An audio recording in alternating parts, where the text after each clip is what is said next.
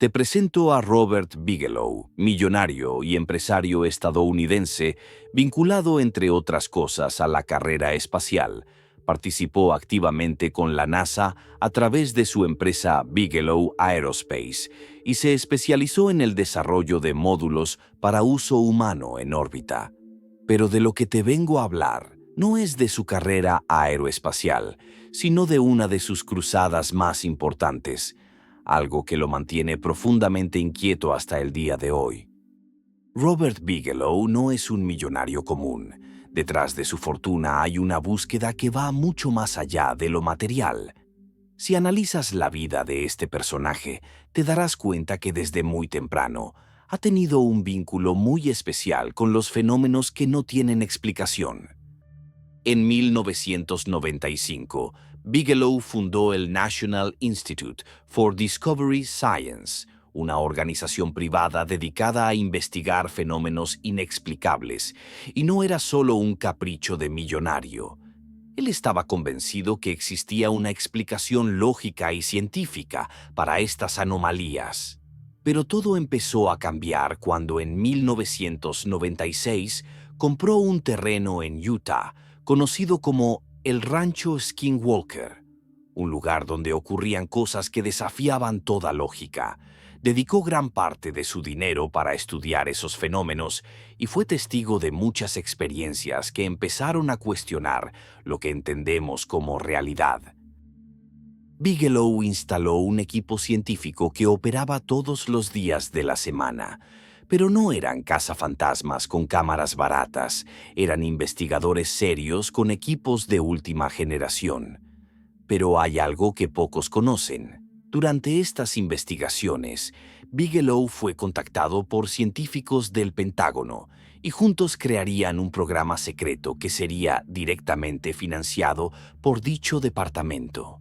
Piénsalo bien, el país más poderoso del mundo estaba pagando millones de dólares para investigar lo que oficialmente consideraba ciencia ficción.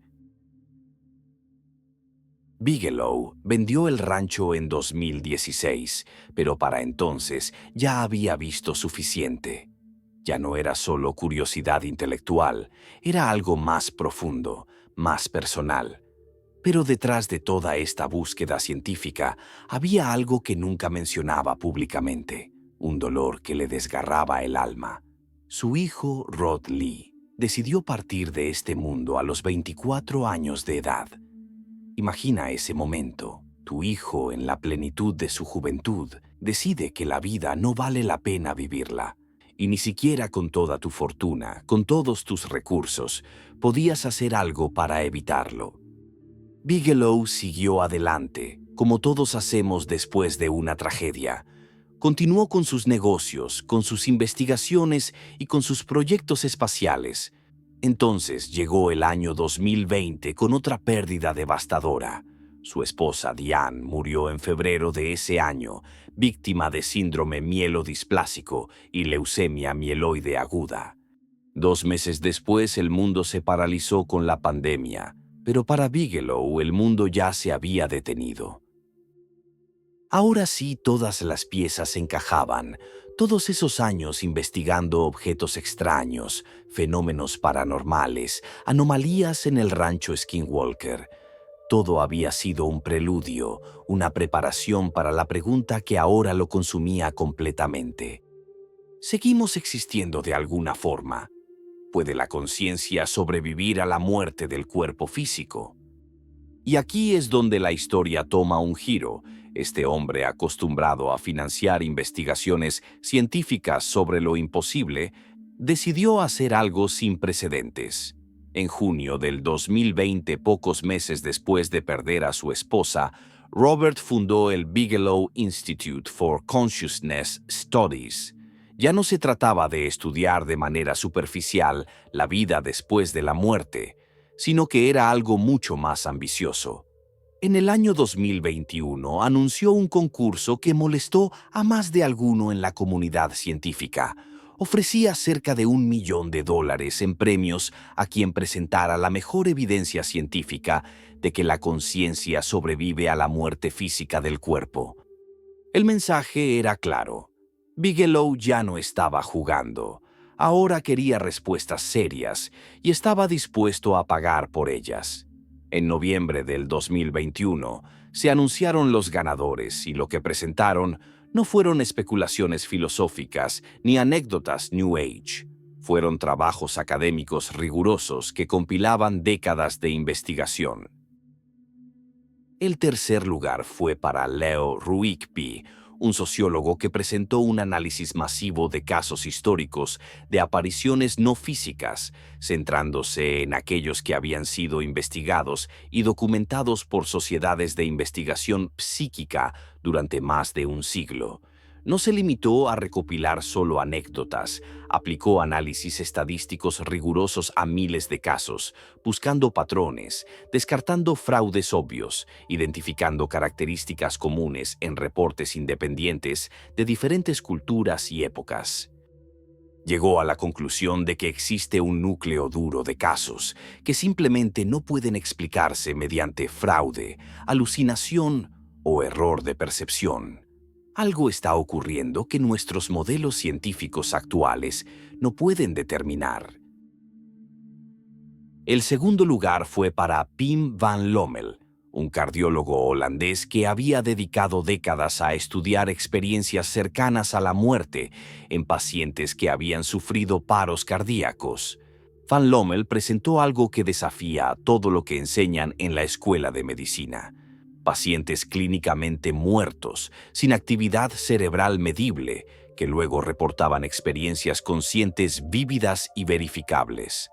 Pacientes que describían conversaciones que ocurrieron mientras estaban muertos, detalles de procedimientos médicos que no deberían haber podido percibir, información que posteriormente se confirmaba como exacta.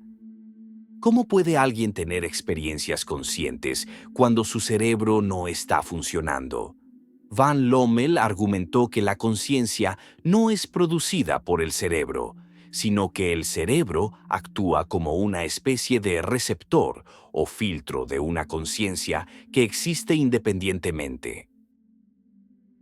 El primer lugar fue para el Dr. Jeffrey Mishlove. Su ensayo se titula Más allá del cerebro, la supervivencia de la conciencia humana después de la muerte física permanente.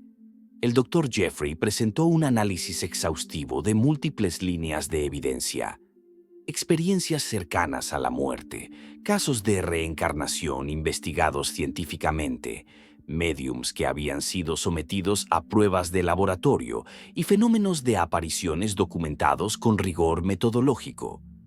Su argumento era tan simple como contundente. Si dejas de lado los prejuicios materialistas y miras la evidencia con honestidad, la posibilidad de que la conciencia continúe después de la muerte parece una explicación mucho más lógica que pensar que todo son alucinaciones o engaños. Estos tres investigadores, desde ángulos completamente diferentes, llegaron a una conclusión similar. La evidencia de la supervivencia de la conciencia no es concluyente, pero es mucho más sustancial de lo que la ciencia oficial está dispuesta a admitir. Robert Bigelow sigue financiando y explorando lo que ocurre después de la muerte. Sigue buscando respuestas a una pregunta que todos nos hacemos en algún momento, pero que la mayoría no tiene el valor o los recursos para investigar seriamente. Bigelow declaró públicamente: «Estoy totalmente convencido de que la conciencia sobrevive después de la muerte». Y no lo dice como un acto de fe ciega, lo dice después de haber invertido décadas y miles de millones de dólares en investigación. Y lo más importante, después de haber tenido sus propias experiencias personales que él describe como contacto con sus seres queridos fallecidos. Experiencias que para él son tan reales como cualquier otra cosa que haya vivido. Pero eso es para otra historia.